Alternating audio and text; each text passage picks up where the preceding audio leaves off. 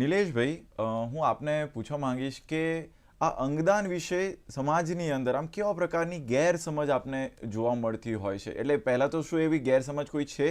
જો હા, તો તે કઈ છે? હિતાંશુભાઈ, તમારો પ્રશ્ન ખૂબ સાચો છે. સમાજમાં આજે પણ ઘણી બધી અંગદાન વિશેની ગેરમાન્યતાઓ છે. જી પહેલા તો લોકોને એમ છે કે આપણે જે શરીર લઈને આવ્યા છે એ શરીર લઈને જઈએ તો જ મોક્ષ મળે. હું તમારા માધ્યમથી દર્શકોને જણાવવા માંગુ છું કે પૂછવા માંગુ છું કે જો જે કોઈક આપણા બહેનો હોય છે એને ગર્ભાશયની તકલીફ હોય અને એને ગર્ભાશય કાઢી નાખવું પડે છે, તો શું એવા બહેનોને મોક્ષ નથી મળતો? ઘણા બહેનોને બ્રેસ્ટ કેન્સરની તકલીફ થાય છે અને એક બ્રેસ્ટ કાઢી નાખવું પડે છે, તો શું એવા બહેનોને મોક્ષ નથી મળતો?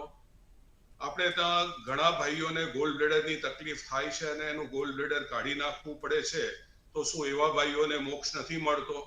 આપણા દેશમાં જે પણ મોટે ભાગે કિડનીના ટ્રાન્સપ્લાન્ટ થાય છે, લાઈવ ટ્રાન્સપ્લાન્ટ થાય છે.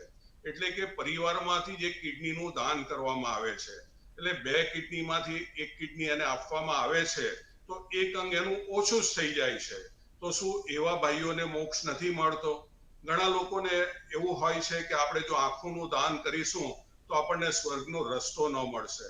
હું તમારા માધ્યમથી દર્શક મિત્રોને કહેવા માંગુ છું કે આત્મા અજર અને અમર છે. જ્યારે પણ વ્યક્તિનું મૃત્યુ થાય છે ત્યારે તેનો આત્મા પહેલો ચાલી જાય છે અને આપણે જેના અંતિમ સંસ્કાર કરીએ છીએ, જે પાર્થિવ દેહ, એ તો ફક્ત એક ખોખું જ હોય છે. એટલે આ બધી ગેરમાન્યતાથી આપણે બહાર આવવાની જરૂર છે. જે જી પ્રાંજલભાઈએ શરૂઆતમાં વાત કરી કે પૃથ્વી પર સૌથી પહેલું ટ્રાન્સપ્લાન્ટ જ ભગવાન ગણેશજીનું થયું હતું અને મહર્ષિ દધીચી ઋષિએ જ્યારે દાનવ સાથે યુદ્ધ કરવાનું આવ્યો ત્યારે પોતાના હાડકાઓનું દાન કર્યું હતું. આમ દાનનો મહિમા તો આપણા શાસ્ત્રોમાં પણ છે, પરંતુ બિલકુલ. લોકોને એની જાણકારી ન હોવાને કારણે બ્રેઇન ડેડ શું છે એની જાણકારી ન હોવાને કારણે લોકો આગળ આવતા નથી. આપણો દેશ વસુદેવ કુટુંબકમની ભાવનાવાળો દેશ છે.